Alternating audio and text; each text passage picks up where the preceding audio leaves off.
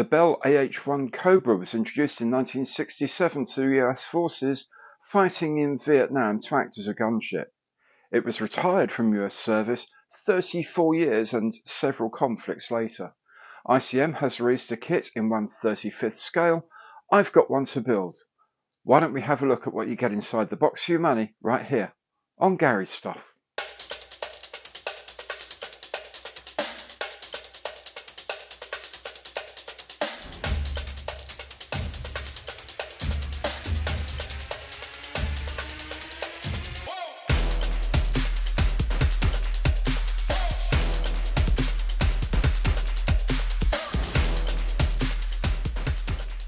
Hello there, I'm Gary. Welcome to my channel. Welcome back if you've been here before. Today, I'm having a look inside the box of this, the AH-1G Cobra late production version in 1/35th scale from Ukrainian producer ICM.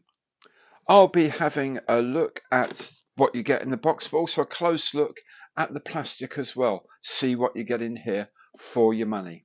Now, if you like the video, and I hope you do, please do remember, give it the imperial thumbs up on the like button below. And if you haven't done so yet, please do subscribe to the channel, hit that bell, and you'll be notified of all my future videos, including the build video of this kit when they are published. And of course, if you'd like to offer more concrete support, you can do that through Super Thanks, by becoming a channel member, or by using any of my online affiliate programs. For the sake of transparency, I should point out this kit was provided to me for free as a review sample. However, ICM have not given me a script to follow, have not told me to say anything in particular, and they're not paying me for producing this kit. All the opinions you hear today are honestly held, and they are entirely my own. So let's make a start and see what you get inside the box of this AH-1G 1/35th from ICM. So here is the impressively big box housing the AH-1G in 1/35th scale. As usual these days from ICM, beautiful box art on the front. Very evocative, very dynamic, of an AH-1G screaming in over the fields of Indochina. On the sides of the box here, we have the history of the AH-1 and the size. It's 459 millimeters long, so just shy of half a meter long, so about 1.5 feet. 110 mil wide, that's not including the rotor disc, of course, and 231 parts. They're saying it's for people over 14 or over. I suspect because of the kind of parts you have in here.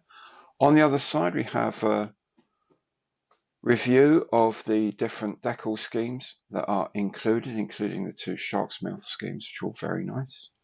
I'm tempted to go for the box art one, to be honest with you. I think that's most likely what I'll do. So let's have a look inside the box and see what we are getting in this huge container. Now, as usual with ICM, you have the slip cover, just slides off the top, and then the box itself opens upwards like this. So inside we have the big bag of all the plastic parts, lots and lots and lots of parts in there. There's also a clear frame in there, yes, separately bagged, which is always good to see.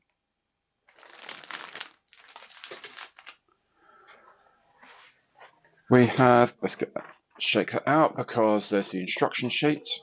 We'll have a look at that in some more detail in a bit. There is the decal sheet. Again, we'll have a closer look about that.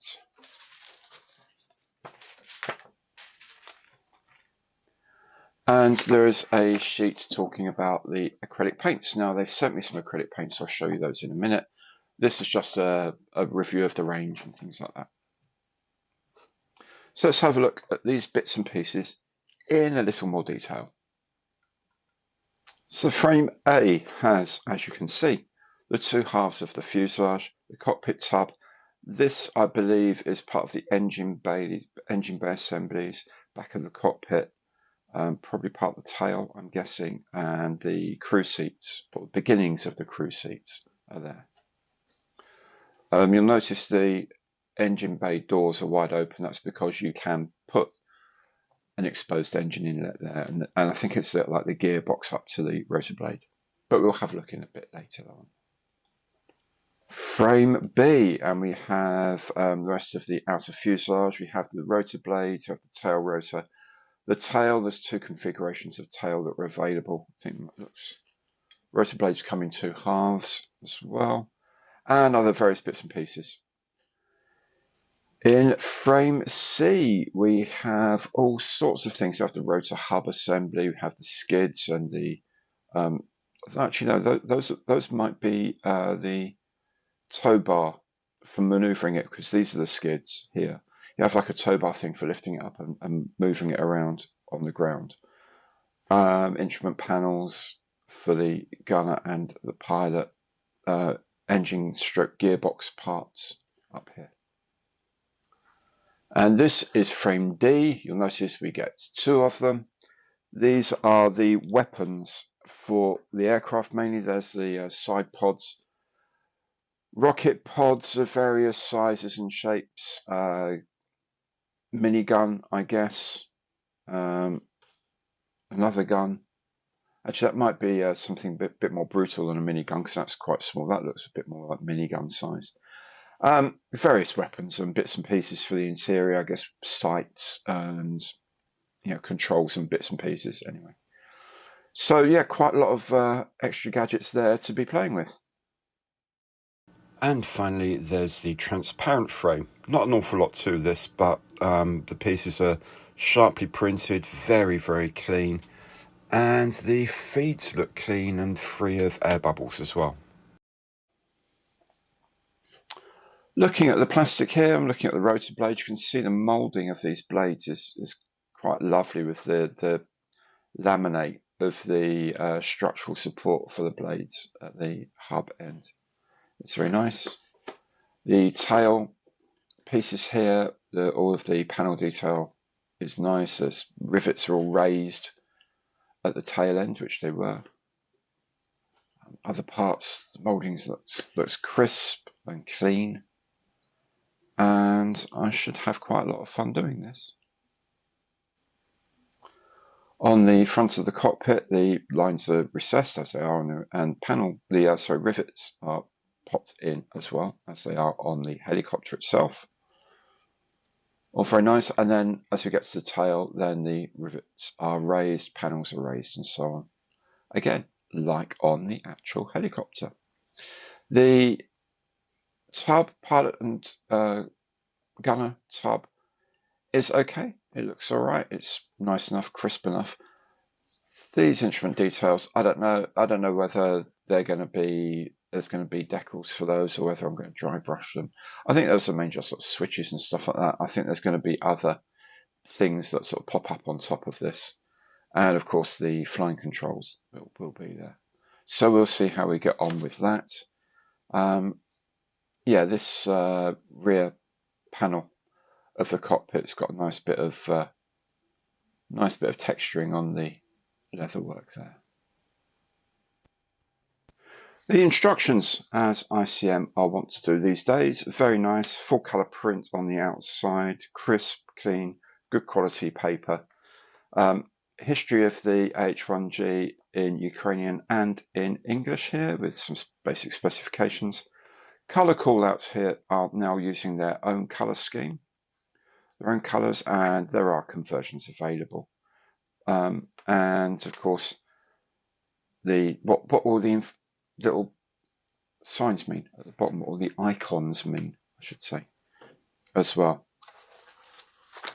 Inside are the frame maps. They're very comprehensive as ever. You can see this being a late version one. This must be the early version of the aircraft, with early version tail and turret and so on and so forth. Anything in orange we're not using on this kit, so there's not that much that's overlaid with presumably the early version. Then the instructions themselves are grand. Yeah, all nicely drawn, arrows to show you where everything goes. Yeah, it looks okay. It looks like there's just the decals for the instrument panels rather than the side panels, so I will dry brush those in. There's the transfer box gearbox for the rotors, which you can have exposed, as you can see here. Yeah, it's really looking nice. I mean, I looked at, when I first saw this, I thought, oh, 1/35th scale AH1, it's going to be an absolute nightmare, and it's going to be so difficult, because I made the Airfix 1/48th links and really did not enjoy it. It's a nice kit, but I didn't enjoy making it, which is always a bit of a problem. This looks like I might really enjoy making it. Hope I do. Yeah. So there's extra wheel bits here, so you can have the wheels and the tow bar as well for when it's on the ground you wanted to shift it about. Mask templates. Still a bit conflicted about these. I'm not sure they're any good really for me. I'll just do my own masking inside and out, because I probably will have maybe both sides of these open. So I'll mask inside and out. Because there is not yet a masking set available. There will be, I'm sure, very soon.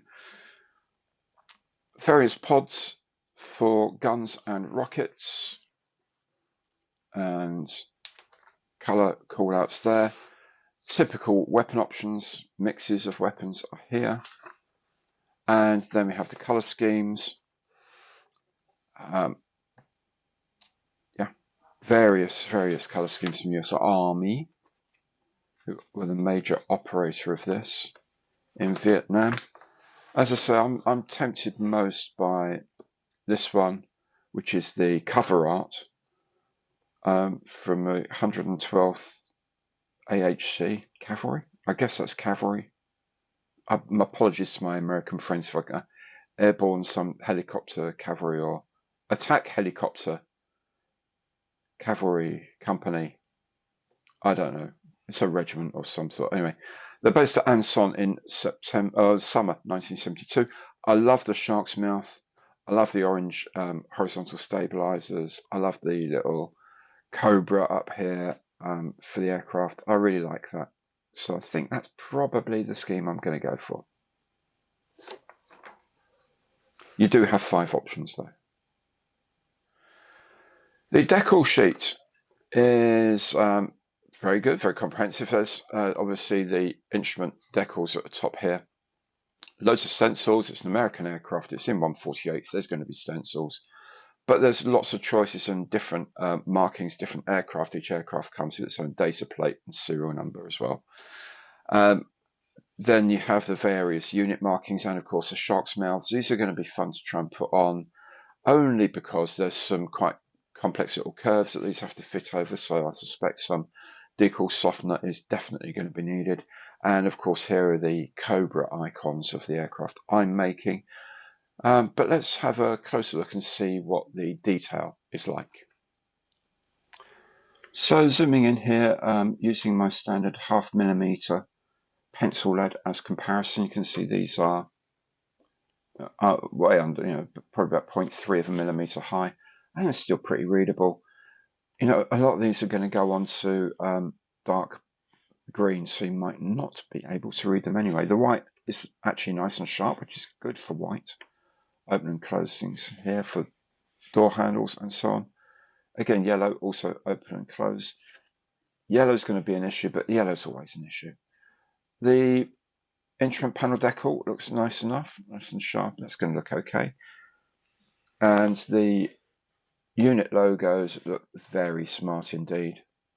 So I think we'll be fine with these. They're looking good.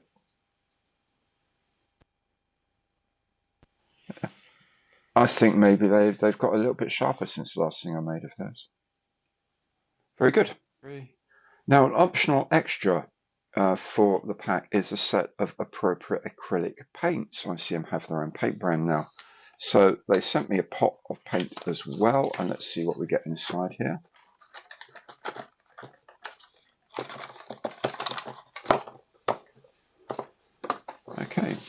So we get the US dark green, which is the overall colour for the helicopter, which is very handy, very nice. There's this deep orange, which is used for the horizontal stabilizer on some of the aircraft. Rubber black, which is going to be used here and there on the aircraft, which is fantastic. It's different from their regular black. I've got regular black from another kit as well. Gunmetal. There's a lot of barrels of stuff, and there's a lot of metallic parts in here, so there's gunmetal. Sky grey, things like interiors. Very nice. And some matte varnish, which will be interesting to try because the aircraft was finished in matte. There you go, 6 paints that come with the pack. Each one of them, as you can see, is just a screw-on lid, 12 milliliters, I should say. They come ready diluted for brush work, so they're quite thick. If you're going to airbrush them, you need to dilute them with thinners. And of course, I always say you should use a little bit of flow improver. But we'll have a look at those when it comes around to actually painting the plane. So there we have it, the AH-1G from ICM in 1/35th scale. Quite a big piece of a kit. It's interesting to look at some of the parts and realise what they are. When you're used to doing 1/72nd or even 1/48th, suddenly the seats are very big and all the pipes are very big and everything's very big. But it's great. The amount of detail you can put into these things is quite astonishing, and I think there's plenty to get out. In this kit, I like the surface of the plastic, I like the detailing, I like the texturing. And I like the moulding, it has to be said. I'm very impressed so far. If you'd like to see how I get on with building the kit, of course, what you need to do is catch my build video. How you know when that's available? Best thing to do, subscribe to the channel, hit the bell there, and you'll be notified of all my future content as it is released. And of course, anything you do like on my channel, please give it the imperial thumbs up on the like button below, because every like counts. Thank you so very much for watching. Hope to see you again soon. Take care now, and goodbye.